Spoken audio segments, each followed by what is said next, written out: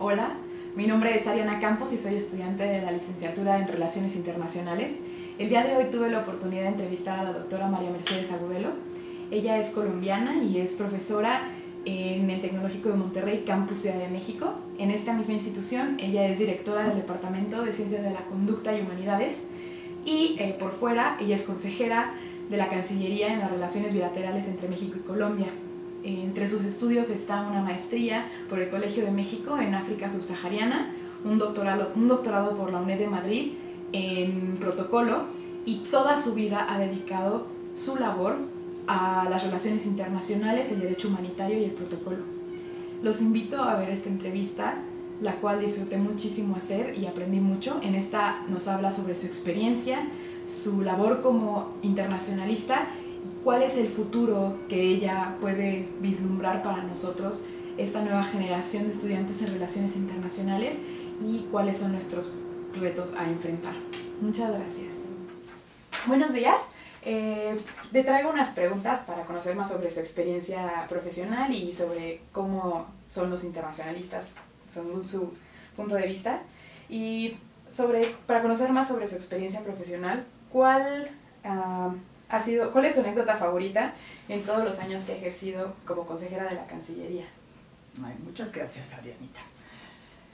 Bueno, yo he jugado dos papeles por tener doble nacionalidad. Entonces, tengo nacionalidad colombiana por nacimiento, y porque ahí viví la mitad de mi vida, y tengo nacionalidad mexicana cuando decidí venir a estudiar a México y quedarme en México. Entonces, he trabajado con los dos ministerios, asesorando a la Secretaría de Relaciones Exteriores de México y en algunos casos también la de Colombia. Es una situación muy interesante porque, ante todo, yo al quedarme en México y al tener la doble nacionalidad, ante todo soy académica. Soy académica en las relaciones internacionales, pero me convertí en académica, porque al tener la doble nacionalidad no podía tener esa función política, digamos, como clara, declarada de política internacional, por un conflicto mío de intereses, no por un conflicto de los gobiernos, sino un conflicto mío de decir, bueno, es que soy tan mexicana como tan colombiana, ¿no? Claro. Bueno, he tenido a lo largo de mi vida muchas experiencias muy interesantes en estos asuntos de las asesorías para los políticos internacionales de los dos países. Pero la que me ha parecido siempre muy interesante, muy chistosa, es un día que voy a la embajada colombiana en México y el embajador Luis Camilo Osorio me dice: para tus alumnos del TEC de Monterrey, ¿qué quisieras que te dé el Ministerio de Relaciones Exteriores? ¿Cómo te apoyamos en tu labor de formar internacionalistas mexicanos? Entonces yo le dije, era la época de nuestro presidente Álvaro Uribe Vélez. Entonces yo le dije, embajador, traer al presidente Álvaro Uribe Vélez, eso es lo que yo sueño. Sí. Y entonces me dijo, no, María Mercedes, no puedo hacer eso, pero no puede venir el presidente, pero tú dime 5 funcionarios de alto nivel del gobierno colombiano que quieras que vengan al campus Ciudad de México. Entonces yo pues aproveché. Claro. Él no se dio muy bien cuenta del compromiso que estaba adquiriendo y lo cumplió muy bien. Y entonces trajo al vicepresidente Santos, al fiscal general de la Nación, a nuestro general Naranjo, director de la Policía Nacional. Trajo las 5 personas de más alto nivel en un periodo muy crítico de la historia colombiana por la guerra contra el narcotráfico, y con un presidente que logró volver la paz a Colombia, la paz, digamos, en la práctica, en algunos lugares del país, porque pues ahorita con el presidente Santos estamos ya en camino de que se logre finalmente, esperamos, la paz. Pero fue muy interesante porque a veces un diplomático como él, en un país tan importante para Colombia como México, como que no captó lo que era. Entonces ya después seguimos trabajando para hacer un foro, hicimos un foro que se llamó Foro de Seguridad Democrática, todo lo que implicaba las ruedas de prensa, traer a esas personalidades, todo lo que implica el protocolo y la seguridad en el campus para estos invitados tan especiales. Entonces también eso me pareció muy interesante. Y otra que me pareció muy chistosa es cuando invitamos al presidente de Islandia. A mí me tocó hacerme cargo de ese evento también. Y entonces su secretario particular, en las negociaciones que hacíamos, ya que vemos la agenda puntual de tiempos, entonces el secretario particular me dice: doctora, pero es que no vamos a ir al campus Veracruz. Yo le dije, perdón, no entiendo. Entonces me dijo, es que usted está haciendo unos cálculos de 2 horas de tiempo, de venir desde Reforma, desde el hotel, hasta el campus, y luego regresar a la residencia oficial de Los Pinos, donde tenemos una cena. Entonces sus tiempos están exagerados. Entonces, vamos a ir al campus Ciudad de México. Entonces, sí, van a ir al campus Ciudad de México. Pero un país tan pequeño como Islandia, que solo tiene 310,000 habitantes, pues él, por más de que le explicaba, y él lo veía en los papeles, en los documentos que le mandamos, cuando aceptaron esa invitación, él no podía entender cómo es posible que hubiera tanto tiempo gastado entre Reforma y venir al campus. Ya cuando llegó ya me dijo, entendí muy bien lo que usted me quiso decir, pero yo solita me reía, Ariana, yo decía, ay, qué ternura de diplomático, de veras, es un encanto, nadie puede captar la grandeza de México en todos los sentidos hasta que vive en México. Claro, ok, perfecto, muchas gracias. Y cuando usted estaba, preparándose para desarrollar su labor, ¿cuáles eran sus mayores miedos? Para ya poder ser profesionista y poder desempeñarse. Bueno, yo creo que es una gran responsabilidad representar a unos ciudadanos a nivel diplomático. Es una responsabilidad muy grande, porque tienes que representar a tu gobierno, pero puede ser que en algunas ocasiones tú no estás de acuerdo con algunas cosas que tu gobierno quiere, el Ejecutivo Federal decide, ¿no? En el caso de México. Entonces a veces el diplomático sí se ve en esa disyuntiva de que los periodistas, los alumnos, los ciudadanos como que quieren saber una opinión más crítica, pero tú no puedes hablar por ti, tienes que hablar por la postura política internacional del gobierno. Entonces eso me da mucho miedo, porque soy una persona muy transparente y muy clara. Entonces sí decía, ¿cómo haré para hacer bien mi trabajo de representar a un gobierno, no a lo que quiera María Mercedes o lo que opine María Mercedes en cualquier coyuntura política, sino lo que quiera mi gobierno? Entonces eso me daba mucho miedo.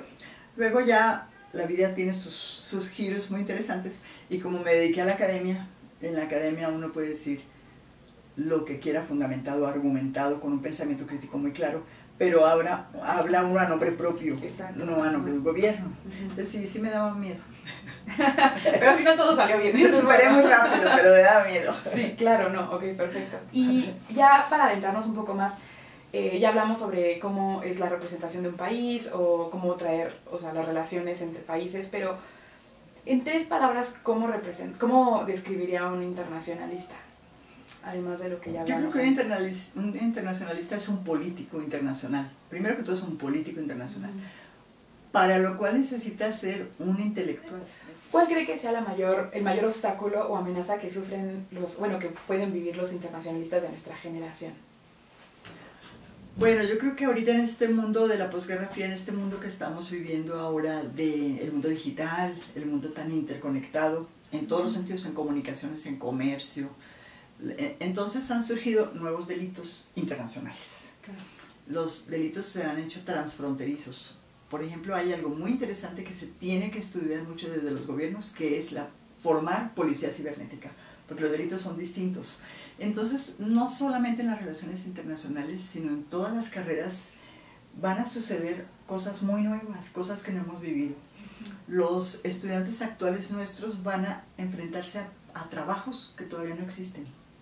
Entonces es muy interesante. Y el reto para los internacionalistas pues también es terrible, porque tiene que negociar con más argumentación, con más profundidad, pero tiene que estar negociando y cooperando con los otros gobiernos. En el caso, por ejemplo, de los delitos, en el caso del narcotráfico, la trata, el turismo sexual, tantos delitos que son transfronterizos y que ya rebasan a los gobiernos locales, por ejemplo, ¿no? Sí, adentro de un país, a los gobiernos pequeños, municipales, locales, departamentales, estatales, y luego tiene que hacer demasiada negociación y cooperación regional, subregional y mundial para buscar alianzas que permitan que los ciudadanos cada vez encuentren un mundo más ameno, más agradable, más seguro, sobre todo más seguro, en todos los sentidos. Sí, claro. Seguridad humana, digamos, no solamente en el sentido del delito, el tráfico de armas, las bombas, las minas antipersonales, sino la seguridad humana, la seguridad alimentaria, erradicar la pobreza, darle educación primaria universal a la mayoría de la población, claro. Los objetivos para el 2030, que son una política internacional de cooperación entre países. Entonces sí, ese es como bueno, no sé si sea el obstáculo, pero el reto más grande que tiene el internacionalista. Tiene que negociar y cooperar con las diferentes religiones, con las diferentes políticas, con los diferentes mundos, con las diferentes culturas, pero de una manera muy profesional y que dé resultados para los ciudadanos en los diferentes países en el planeta casi que inmediatos.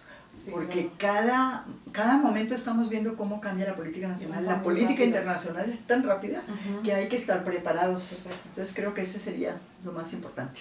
Ok. Y bueno, una última pregunta. ¿Cuál sería una de las oportunidades laborales con más impacto? O sea, si usted pudiera escoger una especialidad ahorita, si tuviera nuestra edad, ¿cuál elegiría? Está difícil. Cuando yo dirigí la carrera de Relaciones Internacionales hace ya muchos años, 8 años fui directora de esa carrera, el mundo laboral para los internacionalistas era otro. Y estaba muy limitado al sector público, a las secretarías de Estado, por ejemplo, o a la Cancillería en especial. Pero actualmente el internacionalista es muy solicitado en laboratorios, por ejemplo, en organismos internacionales, en organismos de la sociedad civil. Entonces, sí, híjole, sí está muy difícil, porque yo creo que ahí va mucho con el gusto del futuro internacionalista o del internacionalista, del estudiante, porque las relaciones internacionales tienen un abanico de trabajo, de acción muy grande. Entonces el diplomático puede enfocarse a lo cultural, a lo comercial, a lo económico, a lo financiero, a lo estrictamente político, al protocolo diplomático.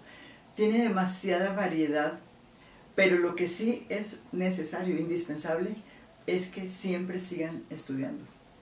Pueden ser diplomados, maestrías, estar al día, doctorados, porque el mundo es tan cambiante que hace unos años con una licenciatura el exalumno podía tener siempre muy buena, es una carrera muy noble, siempre va a tener muy buenas oportunidades y en lo que quiera. Claro. Si le gusta el arte, pues va a ser agregado cultural si quiere, o va a trabajar en una secretaría de cultura donde le permita mostrar la grandeza de México cultural. Pero así tiene muchas variedades. Pero precisamente por eso que hablamos hace un momento, mi querida Adriana, de que el mundo cambia, está cambiando tanto, tan rápidamente. Claro. Todo es como tan inmediato, tan fugaz. Tiene que estar siempre muy preparado.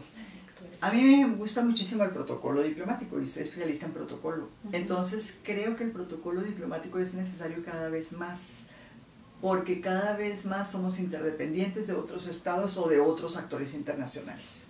Claro. Pero eso sería un gusto personal. Claro, perfecto. Bueno, muchísimas gracias por la entrevista, pero sí, tiene razón. Creo que las relaciones internacionales son muy cambiantes, pero son extremadamente relevantes y más con lo que estamos viviendo hoy en día. Muchas gracias. Y bueno, después de esta entrevista pude confirmar lo maravilloso que se siente ser un internacionalista.